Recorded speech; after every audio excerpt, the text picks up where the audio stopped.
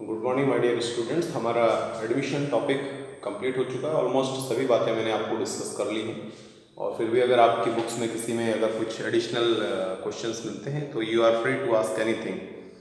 फिलहाल हमारा एडमिशन के बाद का जो नेक्स्ट टॉपिक है वो है रिटायरमेंट। रिटायरमेंट के बारे में अब हमें पहले, आप जानते हैं कि पहले मैं किसी भी चीज़ की थ्योरी एक्सप्लेन करूँगा, नोट्स एक्सप्लेन करूँगा, उसके बाद ही हम प्रैक्टिकल्स पर जाएंगे। तो हम रिटायरमेंट टॉपिक स्टार्ट कर रहे हैं। पहले देखें हम कि रिटायरमेंट का मीनिंग क्या है, क्या क्या बेसिक कंडीशंस हैं, और भी कुछ बातें जो मैंने एडमिशन के टाइम पर बताई थी वही कुछ बातें हमें रिटायरमेंट की सिचुएशंस में समझनी है। तो देखो बेसिकली तो इतना है कि अगर आप ज़्यादा न भी सोचें तो भी रिटायरमेंट का मतलब हमें सभी को अपनी ज़िंदगी में पता है कि जब नॉर्मली, जैसे हमने रिटायरमेंट वर्ड जॉब्स में सुना है ज़्यादातर, कि अगर किसी व्यक्ति की एज 60-65 हो जाती है तो उसको नौकरी से बाहर कर दिया जाता है। आप ये मान लें कि बाहर कर दिया जाता है, या ये मान लें कि अब वो काम करने के लायक नहीं है, तो वो खुद ही नौकरी को छोड़कर अलग हो जाता है। मतलब किसी भी चीज़ से, चलते हुए बिजनेस से अलग होना रिटायरमेंट कहलाता है। तो अब यहाँ नौकरी की बात नहीं चल रही, यहाँ चल रही है पार्टनरशिप की बात। तो पार्टनरशिप का मतलब ये है कि हम 3 to 4 पार्टनर्स हैं और उसमें से कोई एक पार्टनर किसी भी रीज़न से अगर बिजनेस से अलग होना चाहता है तो इस सिचुएशन को हम क्या बोलेंगे? Retirement of partner.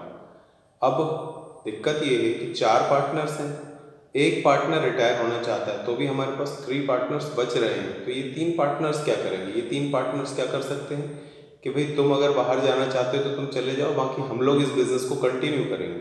तो अगर बाकी के पार्टनर्स इस बिज़नेस को कंटिन्यू करना चाहते हैं तो ये रिकॉन्स्टिट्यूशन कहला गया कि बिज़नेस तो बंद हुआ नहीं, बिज़नेस चल रहा है, बस पार्टनरशिप में डीड में थोड़े से चेंजेस आ जाएंगे कि कोई एक पार्टनर चला जाएगा और बाकी के लोग बिजनेस को कंटिन्यू करेंगे। तो ये सिचुएशन हमारी रिकॉन्स्टिट्यूशन की कैटेगरी में आ जाएगी। और अगर बाकी के पार्टनर्स चाहते हैं कि नहीं भाई तुम जा रहे हो तो हम बिजनेस कंटिन्यू नहीं करेंगे, तब तो बिजनेस ही बंद हो जाएगा, पार्टनरशिप यहीं पर ख़त्म हो जाएगी। उसको हम डिसोल्यूशन बोलेंगे, वो नेक्स्ट टॉपिक से तो आगे हम देखेंगे। तो ये कुछ बातें हैं, इनको आपको समझना है। देखिए मैंने कुछ पॉइंट्स यहाँ पर लिख दी ताकि आपको कोई भी बात बचे नहीं, सारी चीज़ें इसमें कवर हो जाएंगी रिटायरमेंट से, रिटायरमेंट के मीनिंग से रिलेटेड। मतलब इन सभी चीज़ों को एक पैराग्राफ बनाकर लिख दें तो एक बेहतरीन मीनिंग बन जाएगा। अब देखें 88th लेक्चर है and this lecture is purely for English medium से स्टूडेंट्स। हिंदी मीडियम वालों के लिए मैं सेपरेटली तैयार करूँगा क्योंकि प्रैक्टिकल्स हम साथ साथ करते हैं। बाकी थियोरेटिकल पोर्शन ये है कि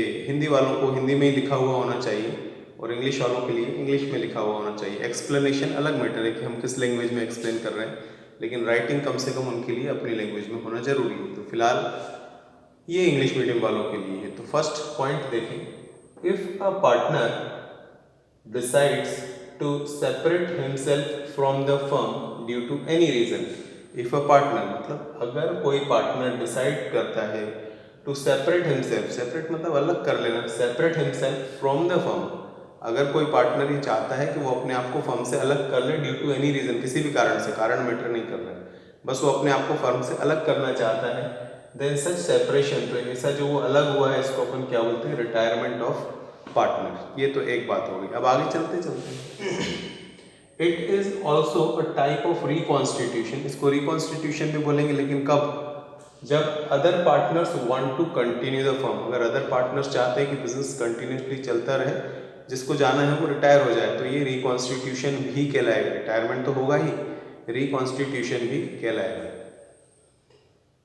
अ partner may retire with the firm with the consent of all the partners और according to agreement। मतलब अगर कोई पार्टनर बिजनेस से रिटायर होना चाहता है तो वो तभी रिटायर हो सकता है जब बाकी के सभी पार्टनर्स इस चीज़ के लिए एग्री हों कि हाँ ठीक है आप बिजनेस से रिटायर हो जाइए। अगर बाकी के पार्टनर्स एग्री नहीं होंगे तो आप रिटायरमेंट नहीं ले सकते हैं। तो सभी पार्टनर्स एग्री होंगे कि हाँ आप जा सकते हैं, तभी आप जा सकते हैं। तो यही लिखा हुआ है, पार्टनर में retire with the consent of all the partners और अकॉर्डिंग टू एग्रीमेंट। किया तो हमने एग्रीमेंट बनाया हो कि भाई जो भी पार्टनर 60 ईयर्स का हो जाएगा उसको रिटायरमेंट दे दिया जाएगा, ऐसा कोई एग्रीमेंट बना है तो फिर तो सबकी कंसेंट कोई मैटर ही नहीं करती है। जैसा एग्रीमेंट में लिखा है वैसे ही रिटायरमेंट होगा। लेकिन अगर ऐसा कोई एग्रीमेंट नहीं है तो जब तक सभी पार्टनर्स एग्री नहीं होंगे तब तक बिजनेस से रिटायरमेंट नहीं लिया जा सकता। नॉर्मल पार्टनरशिप में एक होती है partnership at will. Partnership at will का मतलब होता है कि अगर कोई पार्टनर बिजनेस से जाना चाहता है तो वहाँ पर सब लोगों की मर्जी मैटर नहीं करेगी। जो पार्टनर जाना चाहता है वो रिटर्न में बाकी पार्टनर्स को एक इन्फॉर्मेशन दे देगा कि भाई मैं इस डेट को इस बिज़नेस से रिटायरमेंट ले लूँगा। अब बाकी पार्टनर्स उसको रोक नहीं सकते हैं। इसको बोलते हैं रिटायर पार्टनरशिप एट विल। तो if partnership is at will मतलब अगर हमारी पार्टनरशिप नॉर्मल नहीं एट विल वाली पार्टनरशिप है, then a partner may retire by giving return notice to all the partner. तो ऐसी सिचुएशन में कोई भी पार्टनर बाकी पार्टनर्स को रिटर्न नोटिस देकर बिजनेस से रिटायरमेंट ले सकता है। इन सभी चीज़ों को अगर आप एक पैराग्राफ में डाल देंगे तो एक बेहतरीन मीनिंग बनकर तैयार हो जाएगा, जिसमें कोई भी बात छिपी नहीं रहेगी, सारी बातें हम एग्जामिनर को बता देंगे। अब आगे है हमारे पास रीज़न कि वो कौन कौन से रीज़न है जब एक पार्टनर बिजनेस से रिटायरमेंट लेना चाहता है। तो रीज़न की लिस्ट तैयार नहीं की जा सकती, फिर भी कुछ बातें हैं जिनको देखें हम। ओल्ड एज, अगर बंदे की एज ज़्यादा हो गई है और वो काम करने के लायक नहीं है, इसको ऐसा लग रहा है, तो ऐसी सिचुएशन में वो बिजनेस से रिटायरमेंट ले लेगा। अनहेल्दी फिजिक, अगर उसका जो हेल्थ है, उसका जो स्वास्थ्य है वो अच्छा नहीं है, बीमार है, तो भी ऐसी सिचुएशन में वो बिजनेस से रिटायरमेंट लेगा। डिस्प्यूट्स, हमारे 4 पार्टनर्स हैं और आपस में मतभेद हो रहे हैं, डिस्प्यूट्स हो रहे हैं, झगड़े हो रहे हैं, हमारे फ्रिक्शंस पैदा हो रहे हैं, ऐसी सिचुएशन में भी वो बंदा बिजनेस से रिटायरमेंट ले सकता है। To open his separate personal business, अगर 4 पार्टनर्स हैं और एक पार्टनर चाहता है कि मैं अपना खुद का बिजनेस करूं, तो वो अपना खुद का बिजनेस तभी कर सकता है जब वो इन पार्टनर्स से अलग हो जाए। तो खुद का बिजनेस करना है तो भी आपको रिटायरमेंट लेना पड़ेगा। इंसॉल्वेंसी, अगर कोई पार्टनर इंसॉल्वेंट हो गया, इंसॉल्वेंट मतलब जो बंदा अपनी लाइबिलिटीज पे करने की कैपेसिटी में नहीं रहता है, उसको हम इंसॉल्वेंट बोलते हैं। तो अगर कोई पार्टनर इंसॉल्वेंट है तो भी उसको रिटायरमेंट लेना पड़ेगा, एटसेट्रा। मतलब ऐसे कई और रीज़न भी हो सकते हैं, लेकिन फिर भी हमें 5-6 रीज़न पता होना चाहिए कि ये बातें हैं जब एक पार्टनर बिजनेस से रिटायरमेंट लेता है। तो ये पूरा रिटायरमेंट का मीनिंग था, जिसको बजाय एक पैराग्राफ में लिखने के मैंने पॉइंट्स में लिखा है, क्योंकि पॉइंट्स लर्न करना ज़्यादा अच्छा होता है हमारे लिए कि हम समझ पाते हैं हाँ एक बात ये थी, एक ये बात भी बोली थी। पूरा पैराग्राफ को लर्न करने में थोड़ी सी दिक्कत होती है, इसलिए अकाउंट्स ही नहीं, किसी भी सब्जेक्ट की थ्योरी को अगर आप पॉइंट्स बनाकर पढ़ेंगे, छोटी छोटी हेडिंग्स बनाकर पढ़ेंगे, तो हमें थ्योरी ज़्यादा लर्न रहेगी, ज़्यादा उसका कॉन्सेप्ट भी हमें समझ में आएगा कि कौन कौन सी मेन बातें, भले वो इको हो या बिजनेस हो, कोई भी हो। तो उन सब्जेक्ट्स की बात फिलहाल तो अभी नहीं चल रही है, अभी अकाउंट्स की बात चल रही है। तो आपको समझ में आ गया होगा कि मीनिंग क्या है।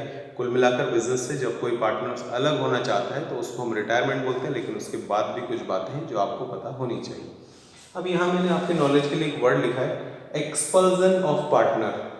ये रिटायरमेंट है और यहाँ क्या लिखा है, एक्सपल्जन। दोनों में थोड़ा सा बेसिक डिफरेंस है। देखो हिंदी में वैसे समझ जाओ, कोई पार्टनर बिजनेस से अलग होना चाहता है तो इसको हम क्या बोलते हैं, रिटायरमेंट। और तू अलग होना चाहे या ना होना चाहे, बाकी पार्टनर्स अगर एक पार्टनर को बाहर निकाल देते हैं तो इसको बोल देते हैं एक्सपल्जन। मतलब पार्टनरशिप से बाहर निकालना एक्सपल्जन है, और पार्टनरशिप से खुद अपनी मर्जी से जाना रिटायरमेंट है। तो नॉर्मली क्या रहता है कि कोई भी पार्टनर अगर पार्टनरशिप डीड के अगेंस्ट जाकर काम करता है या फर्म के अगेंस्ट जाकर काम करता है, तो ऐसी सिचुएशन में सभी पार्टनर्स जो एग्जिस्टिंग हैं वो चाहे तो मिलकर ऐसे पार्टनर को, गिल्टी अगर ये है, जो पार्टनर गलत है उसको अगर चाहें तो मिलकर बाहर निकाला जा सकता है, बशर्ते बाकी पार्टनर्स के पास इस बात का प्रूफ होना चाहिए कि ये पार्टनर गलत है, गिल्टी है, इसलिए इसको निकाला जा रहा है। तो जब किसी पार्टनर को बिजनेस से बाहर निकाल दिया जाता है क्योंकि वो डिफॉल्टर है या उसने डीड के या बिजनेस के अगेंस्ट जाकर काम किया है, तो ऐसी सिचुएशन रिटायरमेंट नहीं होती है। ऐसी सिचुएशन को क्या बोलते हैं, एक्सपल्जन ऑफ पार्टनर। और जब ऐसा कोई किसी पार्टनर ने गड़बड़ी नहीं की है कि बिजनेस के अगेंस्ट जाकर काम किया, लेकिन ऐसे कुछ रीजन से वो बिजनेस से अलग होना चाहता है, तो उसको हम एक्सपल्जन ना बोलकर क्या बोलेंगे, रिटायरमेंट ऑफ पार्टनरशिप। तो इस वीडियो को देखने की ज़्यादा ज़रूरत नहीं है, इसको तो आप सिर्फ सुन लीजिएगा, आराम से अपना मोबाइल स्टार्ट कर 2-3 बार इसको सुनिएगा तो रिटायरमेंट का मीनिंग वैसे ही क्लियर हो जाएगा। वो तो जब हम नोट्स एक्सप्लेन करें या कोई प्रैक्टिकल क्वेश्चन कराएं तो वीडियो पर आप देखें, फोकस करें, बाकी थ्योरी में तो सुनना ही काफ़ी, सुनकर काम खत्म हो जाएगा। चलो अपन नेक्स्ट लेक्चर में मिलेंगे इसी टॉपिक को कंटिन्यूसली आगे लेकर, तब तक के लिए सी यू, बाय बाय।